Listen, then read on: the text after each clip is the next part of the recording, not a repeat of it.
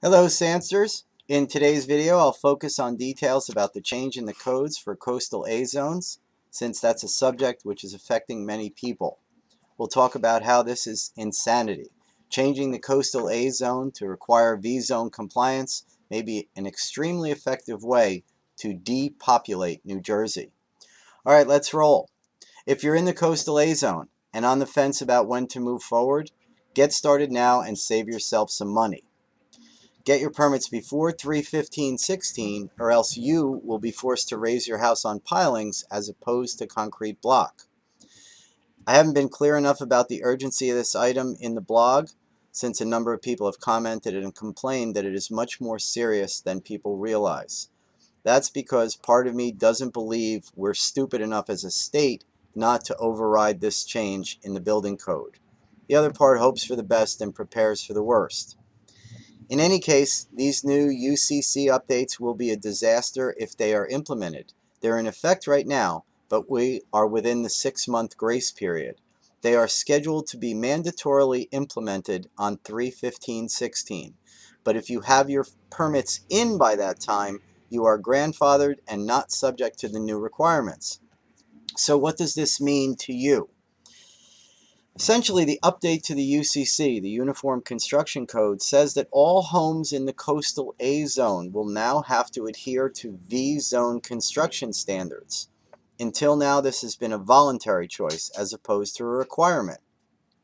What that means in English is if you are in a coastal A zone, you will not be allowed to build or elevate on concrete block, but will have to use a deep foundation system such as pilings. Some additional notes. The slab, if you choose to pour a slab under your house, cannot be reinforced, nor can it be tied into the pilings or foundation. It just simply has to be poured and floating there. There is a $250 surcharge on insurance for second homes. 2x4 exterior walls will no longer be allowed. It is a minimum of 2x6 with R19 insulation versus R13 insulation. When you're moving a house into the street, you must leave a minimum of 18 feet of clear traffic way. You'll be allowed to build a maximum of 300 square feet in the flood area below the house before your flood insurance is affected. This is not a new requirement. It is something that is just being accentuated at this point.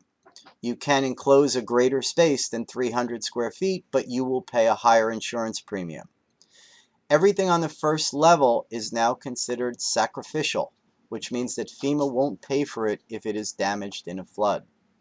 And then breakaway walls are required as opposed to regular 2x4 walls. Again, most of this doesn't matter. Most of it is not material. If you can move your house and demolish your foundation, you can drive timber piles for your foundation structure. If you don't have room to move your house, either on or off your property, you will now be forced to use helical piles as a foundation structure. The primary issue with helical piles is the cost. Generally, helical piles themselves are 3 times as expensive as timber, but that is not the only factor. With helicals, in addition to the actual piling itself, you need either foundation underpinning brackets, which are not widely used, although they should be due to excellent cost savings, or a reinforced grade beam over the helical piles. Both of these are quite costly additions to the budget. The summary is that helical installations add $40,000 to $50,000 to the cost of an average elevation for a home with a 1,500 square foot footprint. A building footprint is defined as the disturbed area of the lowest level, including the garage. The problem is that this additional cost will drive some people right off the edge and literally right out of town. Unless REM refines its budgeting for homes in applicable zones to allow for increased grant awards, many Sandsters may choose to vote with their feet. Sandsters of a certain age may choose to not deal with the additional height and additional cost of elevation. Add in the fact that it's quite costly to live here already in the Garden State, and if the new codes stay in effect, I predict we'll see a mass exodus to more friendly places over the next decade. That's not a happy thought. If you're in an affected zone, weigh in with your opinion at your township as well as the local office of your state legislator. If implemented, this change will be very bad for New Jersey. As always, feel free to call 732-300-5619 or email me at vince@dreamhomesltd.com with any questions. Thanks, and have a great day.